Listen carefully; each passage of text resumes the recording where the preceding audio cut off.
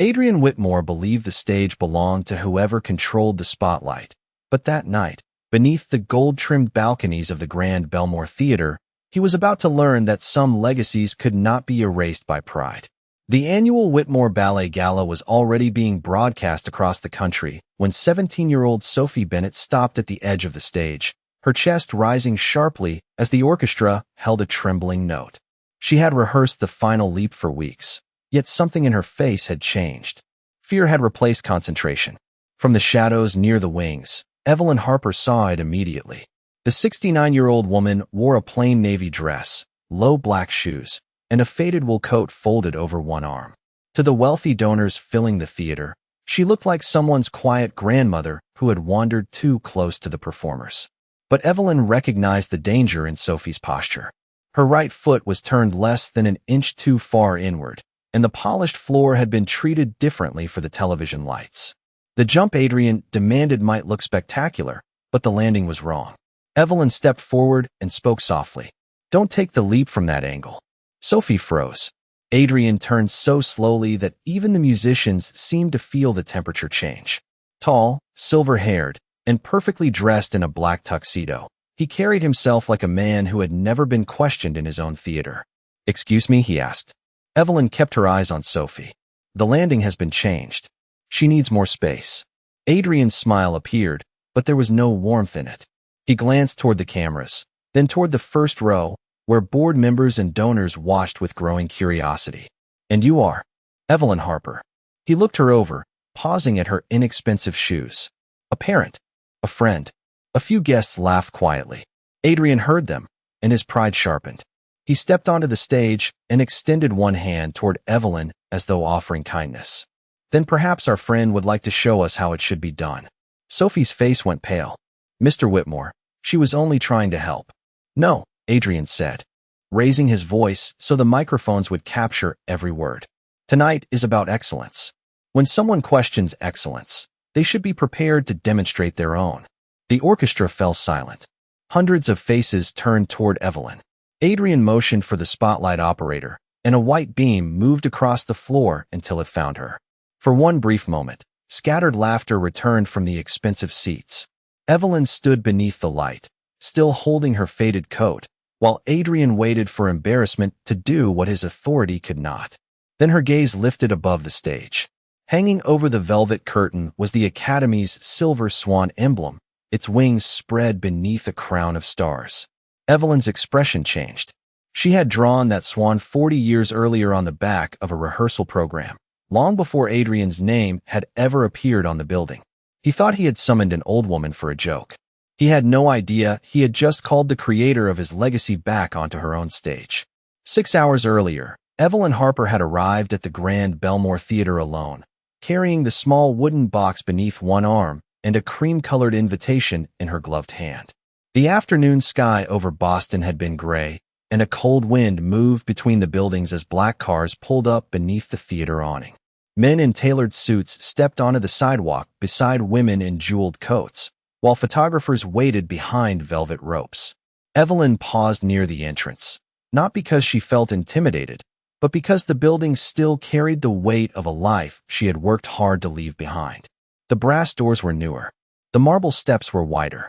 Yet the faint scent of stage paint and polished wood remained exactly the same. A young attendant looked at her navy dress, her simple wool coat, and the old wooden box. "The public entrance is around the corner, ma'am," he said. Evelyn held out the invitation. "I was asked to use this door." He studied the card, then studied her again, as though one of them had to be a mistake. "This is for the donor reception." "I know." Before he could answer, a voice called from inside. "Mrs. Harper." Sophie Bennett hurried across the lobby in rehearsal clothes, her hair pinned tightly behind her head. Relief softened her face as she reached Evelyn. "You came. You asked me to."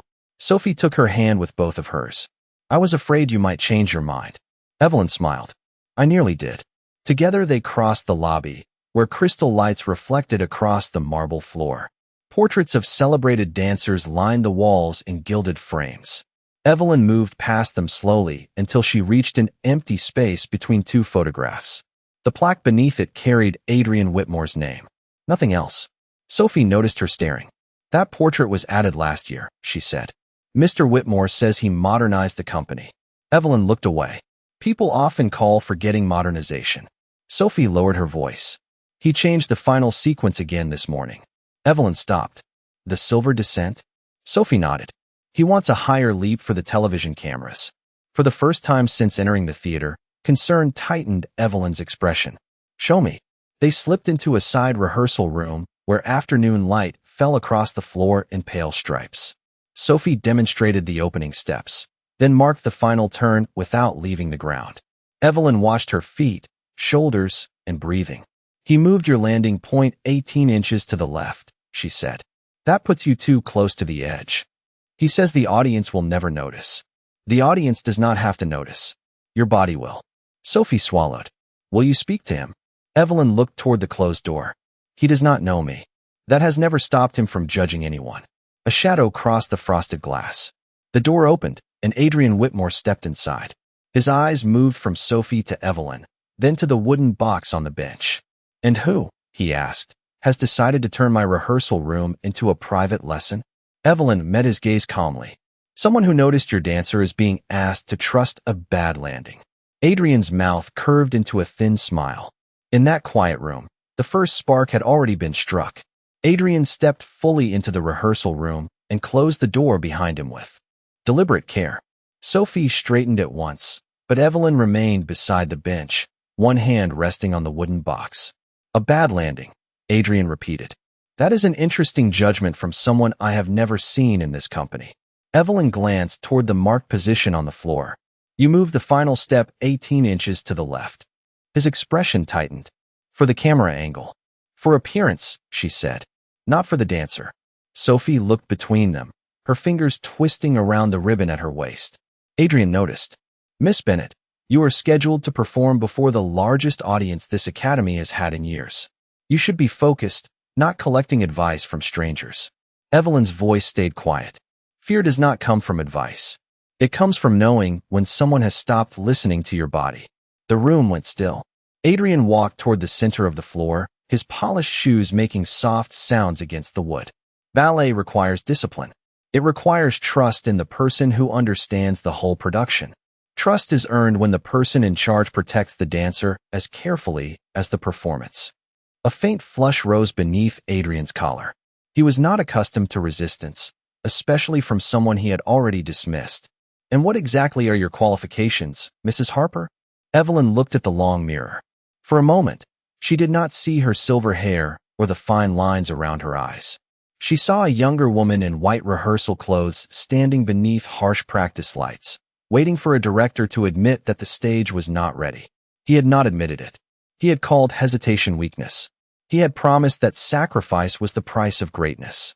Evelyn had believed him because she was 29 and terrified of losing the role that had defined her life. The accident that followed had ended far more than a performance. Months later, she could walk again, but the child she and Daniel had been expecting was gone, and every note of ballet music felt like a door closing. She had never returned to the company. Instead, Daniel had placed her old shoes inside the wooden box and kept them safe. You do not owe the stage your pain, he had told her. One day, dance again because you choose to. That day had never come. Until now. Evelyn turned back to Adrian. I know enough to recognize a mistake that has already cost someone too much. Adrian studied her face, unsettled by something he could not name. This is my academy. Then the responsibility is yours. Sophie drew a careful breath. Mr. Whitmore, I want to perform, but not that version. His gaze snapped toward her. You will perform what was rehearsed. No, Evelyn said. The word was not loud, but it carried through the room with the weight of a curtain falling. Adrian looked at her as if she had crossed an invisible line. You are a guest here. Evelyn lowered her eyes to the wooden box, then lifted them again. Once, I was more than that. For the first time, Adrian's certainty faltered. Only for a second. Then he smiled, cold and controlled. The gala begins in 6 hours. By then, Mrs. Harper, you will understand that this stage does not belong to memories. He turned and left. Evelyn listened to his footsteps disappear down the corridor. Then she opened the wooden box. Inside, beneath yellowed tissue paper, lay a pair of silver ballet shoes and a name Adrian had spent years pretending not to remember. For several seconds, Sophie stared at the silver shoes as though they belonged in a museum rather than inside a weathered wooden box. The satin had faded with time, and the ribbons were carefully folded beneath the soles, but the name written along the inner lining remained clear. Evelyn Rose. Sophie lifted her eyes. You were Evelyn Rose? Evelyn closed the lid halfway. That was a long time ago. My first teacher showed me recordings of you. She said nobody could make stillness feel like movement the way you could. Evelyn looked toward the mirror, where afternoon light stretched across the empty floor. Recordings preserve the applause. They rarely preserve what came before it. Sophie sat beside her. Did Mr. Whitmore know? He was 12 when I left.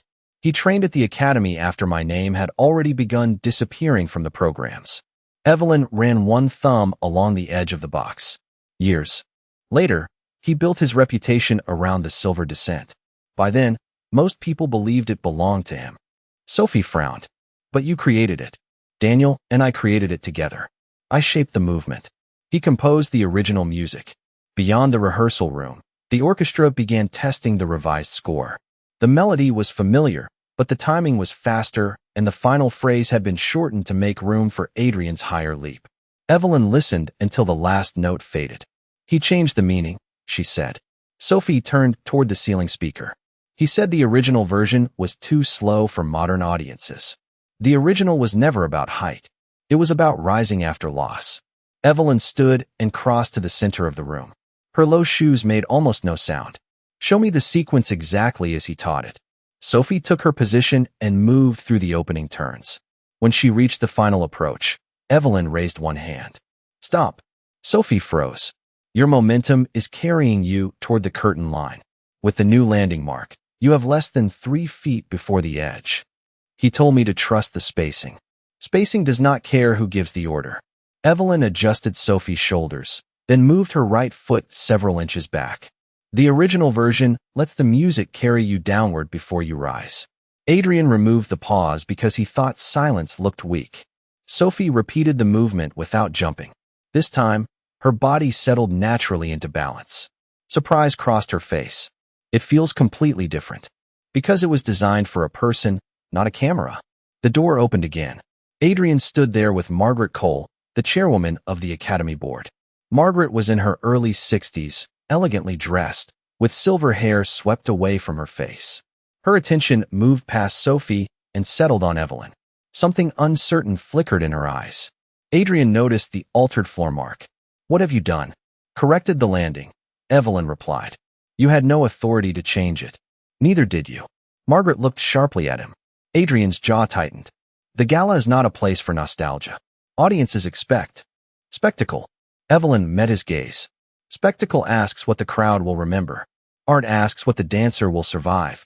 Margaret inhaled softly, as if the words had unlocked a distant memory. She stepped closer and studied Evelyn's face. Have we met before? Evelyn did not answer. From the stage, the orchestra began the revised ending once more. Adrian pointed toward the original mark. Sophie will perform my version tonight. Sophie looked at Evelyn, then at the dangerous position near the curtain. Her fear was still there, but it was no longer alone. No, she said quietly. Adrian froze. It was the first time one of his dancers had refused him in front of a board member, and the silence that followed carried farther than any music in the theater. Adrian stared at Sophie as though the word had come from someone else. Around them, the rehearsal room seemed to shrink beneath the weight of her refusal. Margaret Cole remained near the door, watching him with a calm expression that offered no rescue. You will perform the sequence as rehearsed, Adrian said at last. Sophie held her ground. I will perform the original version. The color in his face deepened. You are 17 years old. You do not decide how this academy presents its work. Evelyn stepped beside Sophie. She decides what she asks her body to do. Adrian turned toward her. You have been here less than an hour, and already you have disrupted my rehearsal, contradicted my direction, and encouraged a student to challenge me in front of the board. No, Evelyn replied. You did that when you stopped listening. Margaret's gaze shifted between them. Adrian, perhaps we should review the spacing before the performance. There is nothing to review. His voice rose just enough to reveal the fear beneath his authority. The gala was built around his reputation. Sponsors had paid for spectacle, cameras had been positioned for the final leap, and every printed program praised his bold reinterpretation of the silver descent. If Sophie refused, the evening would no longer display his control. It would expose its limits.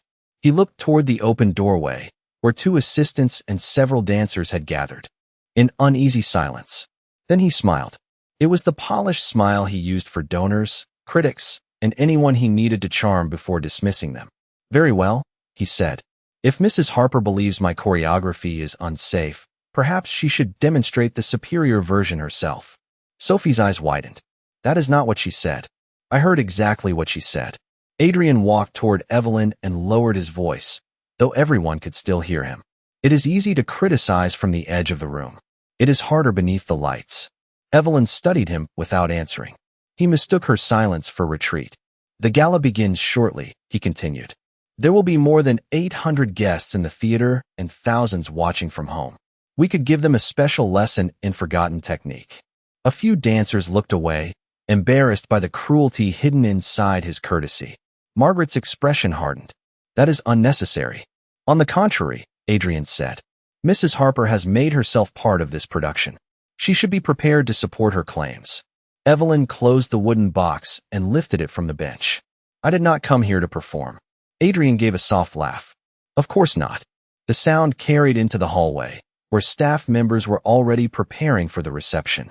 Wisdom often looks most impressive while sitting down. Sophie stepped forward, but Evelyn gently raised one hand. Her eyes remained on Adrian.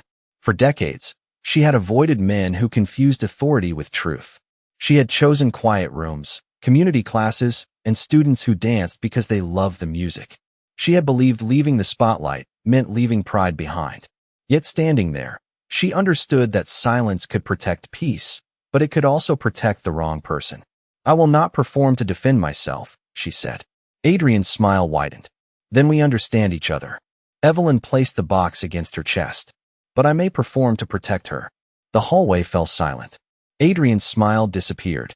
6 hours later, before the cameras and the waiting crowd, he would remember those words too late. 6 hours later, the white spotlight held Evelyn at the edge of the stage while more than 800 guests waited for her humiliation. Adrian stood near the orchestra pit with one hand extended, presenting her to the audience as though she were an unexpected comedy added to the program.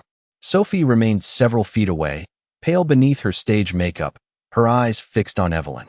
"You wanted a safer version," Adrian said into the microphone. "Now you have the opportunity to show us." A few uncertain laughs moved through the lower balcony. Evelyn did not look at them. She looked at the marked landing point near the curtain, then at Sophie's right foot, still turned inward from fear. "Play the original score," Evelyn said. Adrian tilted his head. "The orchestra has rehearsed my arrangement. Then they have rehearsed the wrong ending." His smile tightened. "This is not a private lesson, Mrs. Harper." "No," she replied. "It is a public mistake." The theater went silent. Adrian lowered the microphone, his expression hardening as camera lights glowed from the rear of the auditorium. He had expected apologies, trembling, perhaps a hurried retreat. He had not expected certainty. Margaret Cole rose from her seat in the first row. "Give her 5 minutes," she said. Adrian looked down at the chairwoman of his own board and realized that refusing would appear weaker than allowing the spectacle to continue. 5 minutes, he answered. Evelyn handed her coat to Sophie and walked behind the curtain with the wooden box. The backstage corridor smelled of dust, fabric, and old wood warmed by stage lights. Every step awakened a memory she had kept quiet for 38 years. In an empty dressing room, she placed the box beneath a row of round mirrors and opened it. The silver shoes waited beneath the yellowed tissue paper. Her fingers trembled as she lifted them, not from fear of Adrian, but from the weight of everything they carried. Daniel's careful hands had tied those ribbons before her final performance. His voice seemed to return with them. "Dance again because you choose to." Evelyn sat and changed her shoes slowly. They were older, softer, and no longer suited for the demands of youth, but she did not need youth. She needed balance, memory, and truth. Sophie knelt beside her. "You do not have to prove anything." Evelyn tied the first ribbon. "I am not proving that I can still be who I was." She tied the second. I am showing him why you should be allowed to become who you are.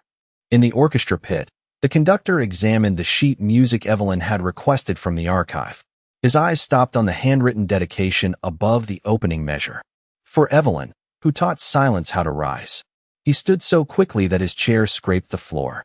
Margaret had followed him down the aisle. She read the signature at the bottom of the page and turned toward the curtain. Daniel Harper, she whispered. Then she looked at the faded name printed beneath the title. Choreography by Evelyn Rose Harper. Adrian heard her from the stage. The confidence left his face before he could hide it. Behind the curtain, Evelyn rose to her feet and placed one hand against the wall. The orchestra began the first quiet measure of the forgotten score. Margaret stared toward the wings as recognition finally settled over her. Evelyn Rose, she said. Adrian turned toward the woman he had mocked, but the curtain was already opening. The curtain opened on a stage washed in pale silver light. Evelyn stood alone at its center, her navy dress falling simply around her, the faded ballet shoes almost blending into the floor. No jewels, no costume, no attempt to hide her age. For several seconds, she did not move. The audience waited for weakness. Adrian waited for embarrassment. Then Evelyn lifted one hand, slowly, as though reaching toward a memory only she could see. The first notes of Daniel's original score rose from the orchestra pit, quiet and spare. Her foot traced a small circle across the wood. Her shoulders softened. The movement was modest, but the entire theater seemed to lean toward it. She did not dance like a woman trying to become young again. She danced like someone who had survived long enough to understand what youth could not teach. Each step carried restraint. Each pause carried meaning. When she turned, she did not rush. The silver fabric at her shoes caught the light, and for one impossible moment, time seemed to fold around her. Sophie watched from the wings with both hands pressed against her mouth. The sequence Evelyn had once created began to reveal itself, not as a display of height or speed, but as a story of falling and choosing to rise. The melody deepened. Evelyn crossed the stage in measured steps, then lowered herself toward the floor with such control that the audience forgot to breathe. Adrian's version demanded a dramatic leap. Evelyn's original demanded courage enough to descend without fear. She remained there for one suspended beat, one knee bent, one hand open toward the empty space beside her. Daniel's absence filled that space more powerfully than any partner could have. Then the music softened. Evelyn rose. Not quickly, not easily. She rose inch by inch, allowing the effort to remain visible. That was the truth Adrian had removed. Recovery was not impressive because it looked effortless. It was beautiful because it was not. A woman in the second row began to cry. The conductor slowed the final phrase exactly as Daniel had written it, and the orchestra followed Evelyn rather than forcing her to follow them. She reached the point where Sophie had been told to jump. Adrian stood rigid near the edge of the stage, waiting for her to fail or retreat. Evelyn turned toward the dangerous mark, then stepped away from it. With one controlled rotation, she redirected the movement into the original ending. Her arms opened beneath the silver swan emblem. Her body lowered once more, then settled into stillness before rising to a final, quiet balance. No grand leap. No spectacle. Only truth. The music stopped. Evelyn held the final position. The theater remained silent. Adrian's face had lost every trace of confidence. He had spent years teaching audiences to applaud motion, yet Evelyn had made them understand stillness. Sophie lowered her hands, tears bright on her cheeks. Margaret stood first, then the conductor. Then row after row of guests rose from their seats. The applause did not begin as a roar. It began as a single pair of hands, then another, then hundreds, gathering until the sound filled every balcony. Evelyn did not bow. Immediately, she looked toward Sophie and extended one hand. It was not an invitation to worship the past. It was permission to dance without fear. Sophie stepped onto the stage and took it. Adrian watched the young dancer stand beside the woman he had mocked, and for the first time that evening, no one was looking at him. The applause continued until Adrian could no longer pretend the evening belonged to him. He stepped forward with the microphone, forcing a smile as the cameras turned in his direction. Ladies and gentlemen, what you have witnessed is a wonderful example of the tradition this academy has preserved under my leadership. His voice was polished, but the confidence beneath it had begun to crack. Evelyn remained beside Sophie, breathing calmly as the final notes faded from the theater. Before Adrian could continue, Claire Reynolds rose from the critics section in the fourth row. For 30 years, her reviews had shaped careers across the American ballet world, and when she spoke, even wealthy donors listened. "Preserved under your leadership?" she asked. Adrian lowered the microphone slightly. "Miss Reynolds, I was referring to the Academy's commitment to honoring its history." Claire held up the gala program. "Then why is Evelyn Rose Harper's name missing from it?" A murmur passed through the audience. Adrian's eyes moved toward Evelyn, then quickly back to Claire. "Mrs. Harper has not been associated with this company for decades. That does not change authorship." Claire turned toward the audience. "The movement you have called your signature interpretation was created by Evelyn Harper, with an original score composed by her husband, Daniel Harper." The theater fell silent again. Margaret Cole walked onto the stage carrying the archived sheet music. She placed it on the conductor's stand, where the camera could capture the faded title and handwritten names. "The Academy records confirm it," she said.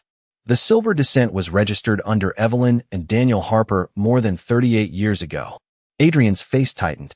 "I developed the modern production." "You altered it," Margaret replied. "That is not the same as creating it." A large screen above the stage, normally used for sponsor presentations, flickered to life. An archive technician had located an old performance recording. The image was grainy, but the audience could clearly see a young Evelyn crossing the same stage beneath the same silver swan. Near the wings stood a 12-year-old Adrian, watching her with open admiration. The contrast struck harder than any accusation. The man who had mocked her age had once learned by studying her. Claire faced him directly. "Why did you challenge the woman who created this work without recognizing her?" Adrian raised the microphone, but no answer came. His mouth opened, then closed. The cameras captured every second. He had built his public image on certainty, yet now even his silence seemed borrowed. Sophie stepped closer to Evelyn, no longer afraid of the man who had controlled every rehearsal. Margaret opened a second folder. "There is another matter," she said. "The original agreement prohibits substantial changes without the choreographer's written approval. We have found no such approval." Adrian looked toward the board members in the front row. None of them met his eyes. "This can be discussed privately," he said. Evelyn finally spoke. "You made Sophie's fear public. You made my age public. Why should accountability require privacy?" The words were gentle, but they left him nowhere to hide. Applause rose again, not for spectacle, but for truth. Adrian stood beneath the lights he had controlled for 20 years, while the audience looked past him toward the woman whose name he had tried to erase. His pride did not collapse because Evelyn demanded revenge. It collapsed because the stage remembered her. 3 months later, morning sunlight poured through the tall windows of the Grand Belmore Theater, warming a studio that no longer felt ruled by fear. Adrian Whitmore had been suspended during the board investigation, and the Academy had begun reviewing every rehearsal policy that placed reputation above the well-being of its dancers. The inquiry found that he had repeatedly ignored student concerns, altered choreography without permission, and removed Evelyn's name from materials connected to the Silver Descent. He was given an opportunity to address the board, but for once, polished language could not hide the truth. His authority had depended on people remaining silent, and they were no longer silent. Margaret Cole offered Evelyn the position of artistic director. The office came with a generous salary, a private studio, and the power to shape the Academy's future. Evelyn listened carefully, then shook her head. "I spent too many years believing a title could tell me who I was," she said. "I do not need another one." Instead, she proposed the Harper Fellowship, a mentorship program where young dancers could study technique, musical interpretation, and personal safety without being taught that suffering was proof of commitment. The board approved it unanimously. Sophie Bennett became its first student. On the evening of the Academy's spring performance, Sophie stood behind the curtain in a simple silver costume, while Evelyn adjusted one ribbon at her shoulder. The theater was full again, but the atmosphere had changed. There were no cameras demanding spectacle, no director measuring success by how loudly the crowd reacted. The original score rested on the conductor's stand with Daniel Harper's name clearly printed beneath the title. Evelyn's name appeared beside it, exactly where it belonged. "Are you nervous?" Evelyn asked. Sophie nodded. "A little." "Good. Nerves mean the moment matters. They do not mean you have to surrender your judgment. Sophie looked toward the stage. What if I disappoint them? Evelyn smiled. Do not dance for them. Dance honestly, and let them decide what to do with the truth. The curtain opened. Sophie entered beneath the silver light and performed the silver descent as it had first been created. She did not chase height. She allowed the quiet passages to breathe. When she reached the final sequence, she lowered herself with patience, paused, and rose with steady control. The audience watched without moving.